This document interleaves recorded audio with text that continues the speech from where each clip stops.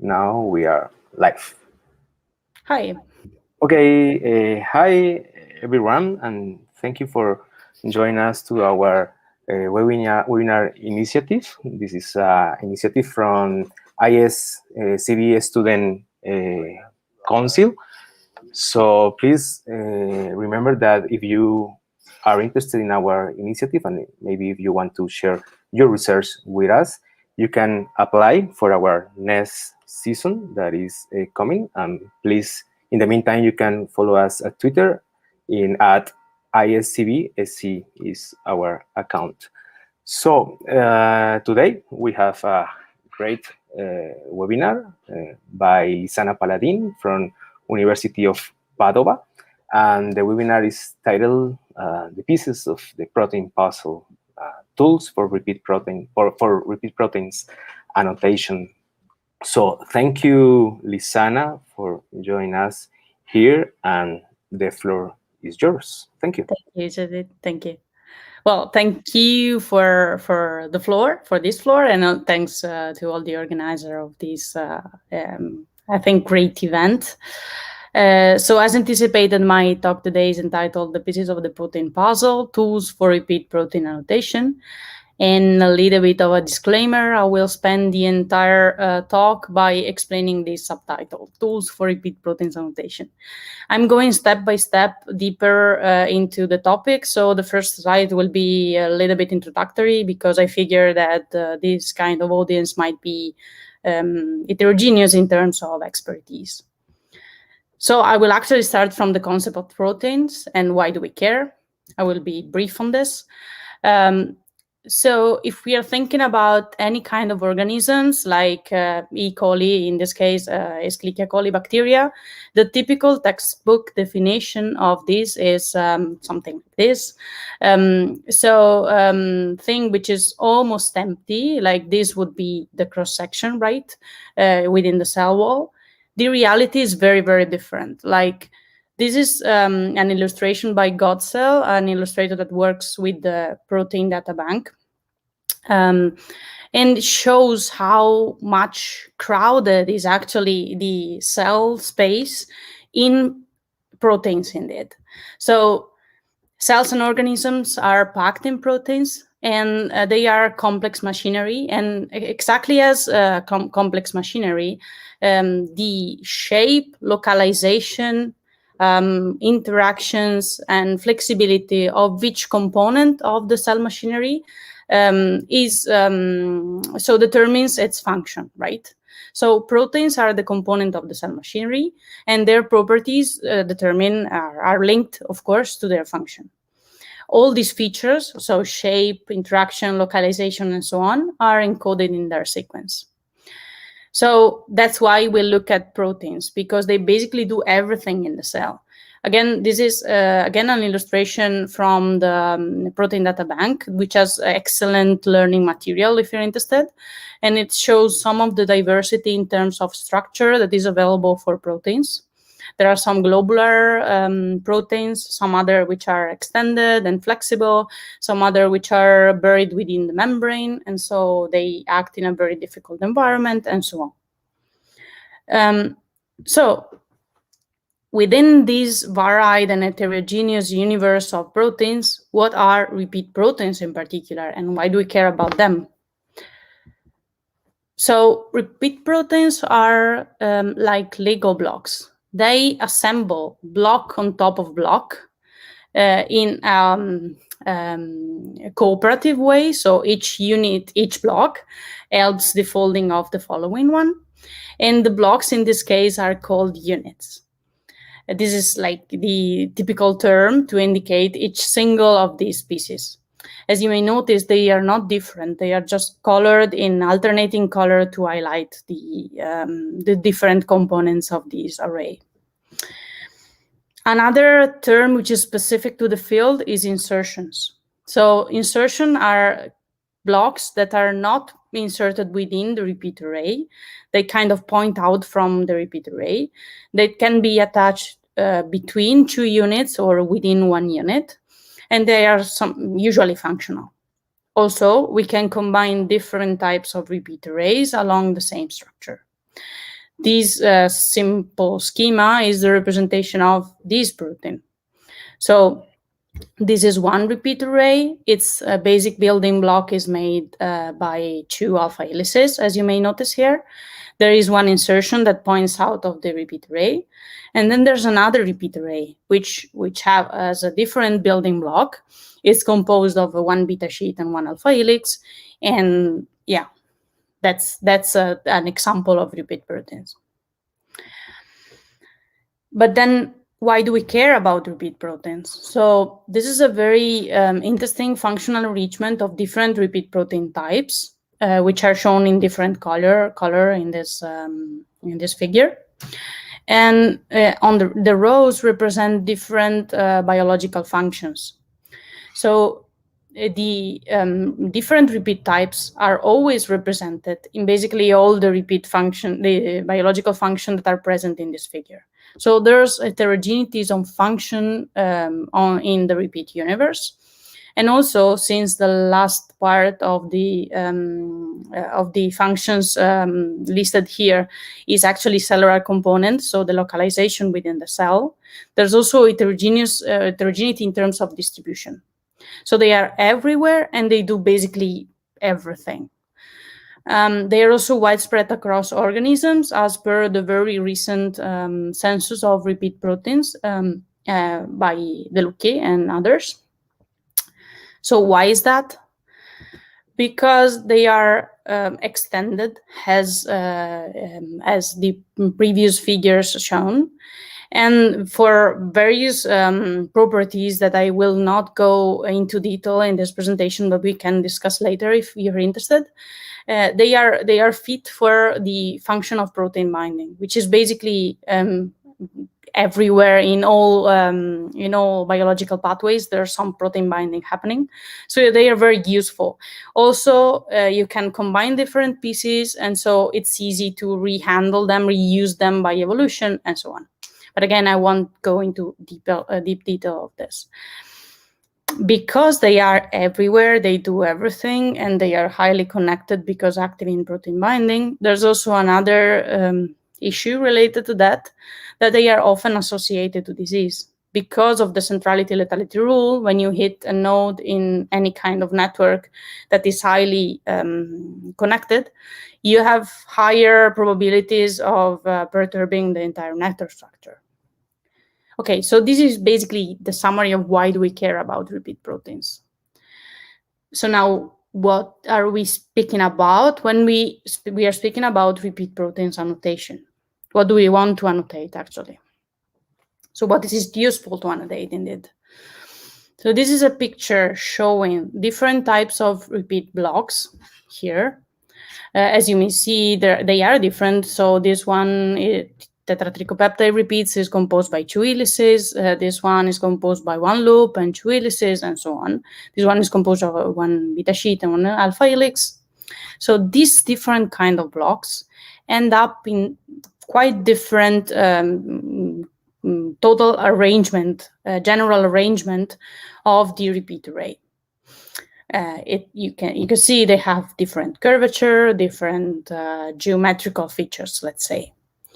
Also, when we look in detail into, for example, one of these types, using repeat, we can see that even within one type, very, very little changes in the block structure, so in the unit structure, end up in quite different curvature and in general properties of the entire array. So this kind of properties of repeat protein is widely used in protein design, which has a bunch of application from clinical to biotechnologicals to biological materials and so on. So this kind of protein is very interesting because by tuning this little difference into the modules here, and even by combining different type of module, you can end up having a protein with exactly the shape that you need for the function that you are designing the protein for. Okay, so yeah, just to, in a nutshell, what we want to annotate is the repeat unit, because it gives us hint on the global structural arrangement and also on the functional classification of the protein as derived by it. So when we speak about repeat annotation, we start from a protein sequence and or a protein structure. When we are annotating it, we are basically locating the position of each unit, start and end of each unit, and eventually position of insertions along the protein structure. This helps us also in localizing the repeats along the sequence, which can help us in building a multiple sequence alignment and eventually the consensus sequence of this repeat, which is useful for protein design and even for homology mapping and so on. So how do we do that? How do we annotate repeat proteins? There's obviously a lot of methods to do so. I will present the one that we use. So we have a target PDB structure, which is a structure we don't know if it's repeated or not, and we don't know where are the repeats. What we start from is a manually annotated library of repeat unit. So basically pieces, blocks that we find in nature and that we know that usually they compose repeat proteins. Then we align the target PDB structure against this library. And once we find a hit, we propagate this information along the entire protein and define the entire array of units and insertion, and also their classification, because we know the class of this original block, so we can map it to the target PDB structure. All this process is automated in our case, but then all this data, or basically a large part of this data, is also manually reviewed in this continuous process, because every new entry may add something to the manual library and so on. So all this information goes into our database, repeatsdb.org. RepeatsDB was recently renewed with a new version in this year, actually. And this is the figure from the paper. And now I would like to show you some of the web pages and that you can find in the database, and what are we actually working on right now to develop the database. So the browse page shows the classification of repeat proteins that we actually nowadays identify. And it has 4 levels. So from the class, that is very general, and it indicates just the global arrangement of the repeat. So if it's elongated, closed, based on a string or fibers. The topology is going into a deeper detail, usually referring to the secondary structure arrangement of these, or so if an example of topology would be the propeller, which is this kind of thing here, which is a closed repeat. Going deeper, we have the fold. In this case, for propellers, folds have been grouped based on the number of blades. So blades is this slice of pizza, basically. So we have one fold for the 7-blade propeller, one fold for the 5 and 6, and one for the 8-blade propeller. And then when we get at the level of the clan, we have also some sequence similarity. It's not only structural based level of classification. But as you see, these are 3 examples of the clans. They fall within this classification of closed repeat, propeller, and 7 blades. But there still are quite a lot of structural differences between the 3 clans in this case. So the browse page also contains some statistics about the level that you are navigating, like the number of units, number of region, PDB entries, Uniprot entries, and also a histogram showing you the number of units in the level. And now the part which is more dense in information is the entry page. We have 2 kinds of entry page. This one is the Uniprot entry page. It contains information such as the number of repeat region and types and other information about the repeat regions that we find, the Uniprot sequence, And this is the feature viewer that contains basically most of the information in RepeatsDB. So here we find a consensus repeat definition, which means that along the different PDBs mapped to this Uniprot, we find automatically that the repeat region starts here and ends here, more or less. Then this kind of information can be we can add on this kind of information with a manual annotation. So here there was a manual annotator that, by looking at all different PDBs structure mapped to this Uniprot, says that the first unit starts here, the second here, and so on. We have also the PFAM domains mapped to this Uniprot and all the different PDBs, as I was telling you, with all the units mapped along this sequence. Also, RepeatsDB shows the repeats mapped on the PDB sequence and on the PDB structure. If you click on this link here, you can go to the PDB entry page instead, which shows you specific information for the specific structure where the units are mapped. So again, sequence and structure mapping of the repeats. Unit similarity matrix, which shows the similarity among, so between units along the repeat array. So in this case, we see that this unit and this unit are the more similar in the repeat array. And that this similarity is kind of decreasing along the, towards the extremes, the border. Then you also have a multiple structural alignment of the repeats along this, this repeat array, and also a multiple sequence alignment with the consensus sequence. Okay, so now comes the more interesting part in my opinion, which is what we are actually working on to improve the database. So about the Uniprot entry page, what we are trying to work on is to standardizing the repeat phase. So the concept of phase might be represented by this figure here. So we clearly see that there's something repeated here. But while I would say a human would define the repeat as one of these slice of pizza, as I was saying, so this is one repeat, this is one repeat, and this is a third one.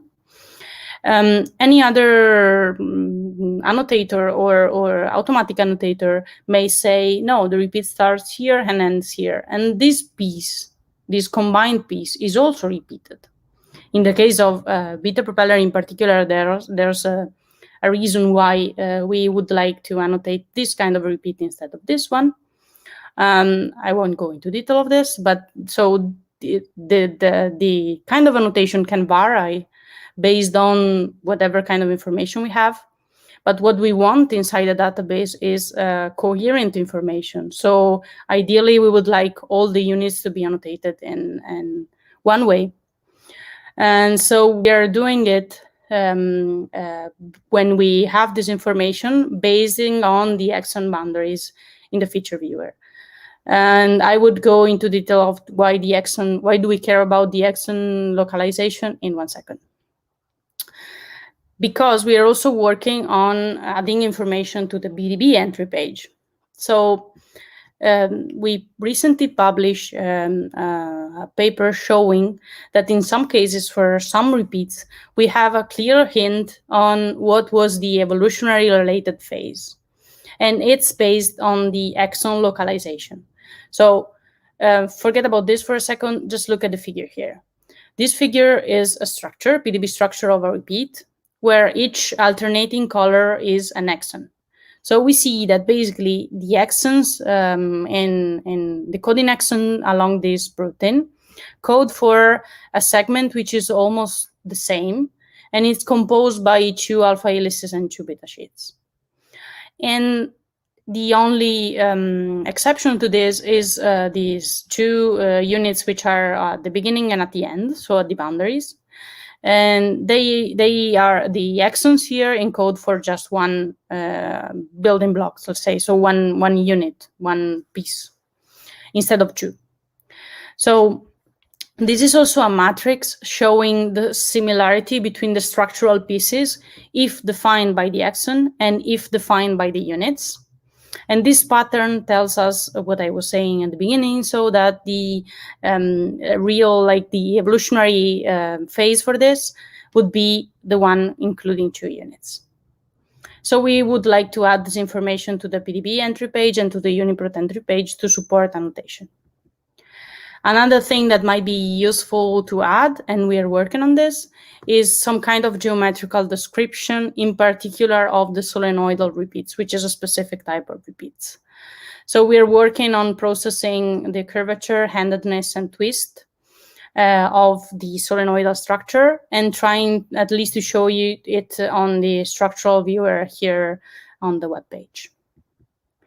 Finally, something that would be interesting to add is the localization of mutation, post-translational modification, and interactions along the protein array, because of course it's related to function, and so we would like to see it when we are looking at the position of repeats.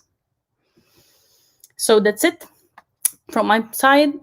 These are my contacts if you have any other question following this talk. These are the projects that fund my research, and this is basically the most of the labs I collaborate with, or the lab I collaborate the most with in my research. This is my lab at the University of Padua. I just would like to finish by repeating in a nutshell what's my message, which is that repeat protein annotation provides more insights on cell functioning and supports biological application. And that's it from my side. Thank you. Okay, can you hear me? Yep. Okay, thank you, Lisana, for your great talk. So now it's time for questions. Let's wait for questions from attendees. Let's wait because we have a delay with the YouTube broadcast, but okay. Let's wait. Please, attendees, use the chat box to post a comment or questions for Lisana. So, but in the meantime, I would like to ask you about let's talk about protein-protein interactions. I would like to know if this kind of proteins, the repeated proteins, the probability to interact with other proteins is different than the proteins that are not rich in this kind of architectures or this kind of repeats in the protein? Yeah. Well, the answer is yes. I mean, they are well fitted for protein binding. So going back to, sorry, I will just go back a few slides. Okay, no problem. Yeah, like this one, showing you the architecture. Okay, so in this slide, you see there are a number of advantages that are connected with the repeat arrangement. So first of all, in terms of evolution, if this repeat protein is originated because of the application of the DNA sequence, so the application in the DNA, this kind of protein is also fitted to include or delete easily somehow one piece of DNA which codes for one unit, right? So it's easy to add another piece if needed. So this arrangement in terms of evolution is very useful for small modification that might be related to the binding functions, for example. Also, they have a very extended structure, so we have a larger amount of surface compared to the core, to the mass of the protein. So they expose a lot of surface, and this again makes them very fit for protein binding. Another kind of property that is interesting is that since they don't have exactly an hydrophobic core, but they have an hydrophobic axis going along like this axis, right? The central here in this repeat. They have a lot of residues that can be evolved and specialized for binding all over the protein. I'm not only speaking about insertion, I'm speaking also about the unit arrangement. And yeah, I think these might be like the central reasons why they are very fit for protein binding.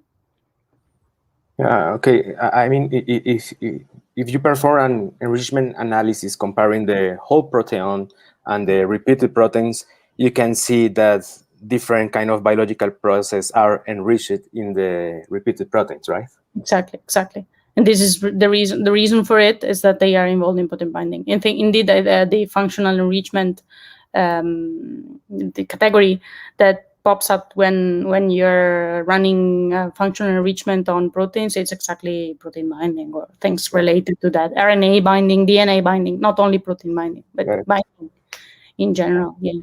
Okay, I say that because in my work with host pathogen interactions, when you are comparing the proteins that are secreted, I mean the proteins that are potentially to interact with the host, those proteins are enriched with different domain repeats.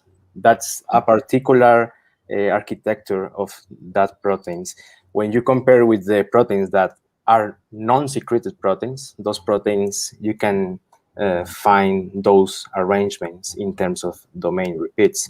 I think that maybe that's related with the interaction with the host immune system, interaction with the, I don't know what kind of processes. Yeah, indeed. And ending on this point, repeat proteins are widely used for immunological functions, like Exactly. immunoglobulins in mammals and eukarya, but also in plants. Leucine-rich repeats, they are highly used for like host pathogen interaction and things like that, because they are easy to evolve and change.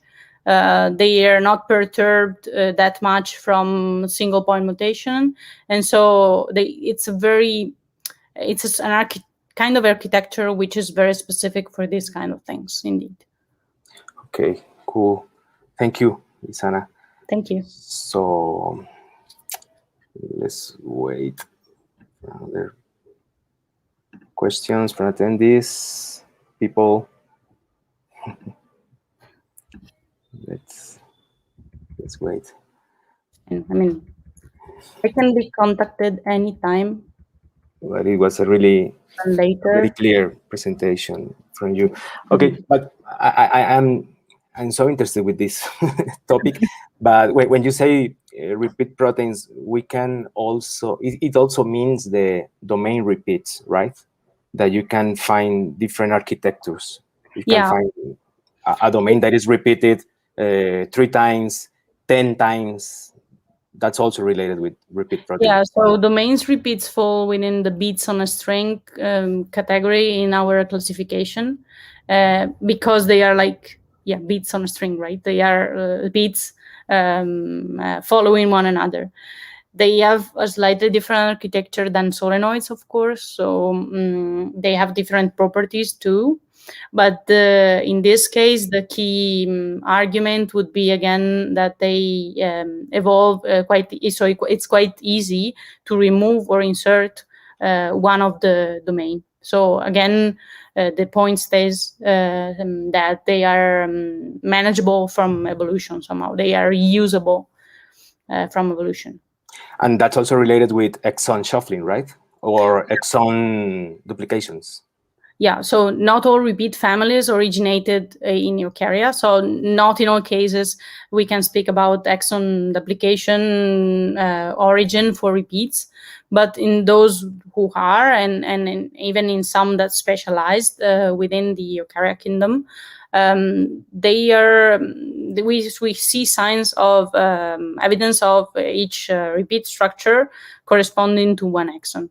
So this is an easy way for evolution to manage the reshuffling of modules, the insertion of modules by duplicating an entire exon section, and so on. Okay, cool, Isana. It's a really amazing topic. So I think that no comments from attendees.